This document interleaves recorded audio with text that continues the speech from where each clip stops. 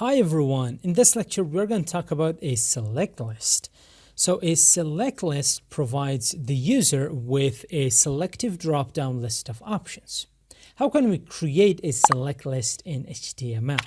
So a select list is created by the select element. Now by default it's going to ask you for a name. You need to provide it the name of the list that you're actually trying to create. And it also requires an ID. You could provide it, you could not, but it's better if you provide it. So it is going to be movies list. There we go. And within here, we could provide one or more options of which the user can use one. And I forgot to bring our form element. I mean, you could use all of these elements, all of these input elements outside of form elements as well, outside of their container, but that is not a good practice. Make sure all of this, the structure of your HTML elements, it is obeying the best practice way. So we have container elements, we have contained elements. Don't just go ahead and throw everything casually in your HTML document, because when you get to styling them and laying them out on your website, it is going to become impossible to end up with a responsive and cool website. So we are going to have a list of options. So let's for the first one, I'm going to say movie -1. For the second and third one, I'm going to say movie 2, and this one is going to be movie 3. There we go.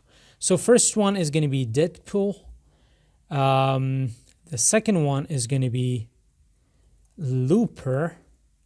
There we go. And the third one is going to be Jumper. There we go.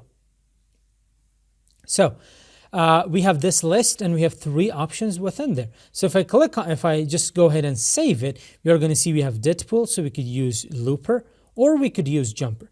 Now, I'm gonna cover one more attribute, one more input element in here as well, and that is going to be the text area. The text area attribute, sorry, it's not an attribute, it is a form element. What am I even saying? So this text area form element, it is going to allow us to grab any comment that the user might have. So for comments, you often see that, for example, when you're updating your status, you could think of that as a text area where you write 1 sentence, 2 sentences, 3, maybe like 2 paragraphs, 10 paragraphs, whatever you want to do. So that could be considered as a text area, as the name suggests. So I'm going to say text area. It's going to ask for a name, for an ID, number of columns, and number of rows. So for name, I'm going to say comment. For ID, I'm going to say user comment. They could be the same, but I'm just going to go ahead and I'm going to change it. Now, this is our text area input element. You can see these 2 diagonal lines. These allow you to basically make it bigger or smaller, but keep in mind when you refresh the page, it is going to revert back to its original size.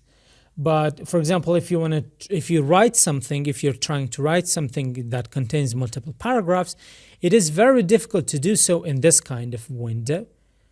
So you're going to enlarge it like this much, write it, and basically say send or save, and then it's going to be saved to the server. So that's it for this lecture. See you in the next one, which is going to be the final lecture of our forms as well as this HTML series.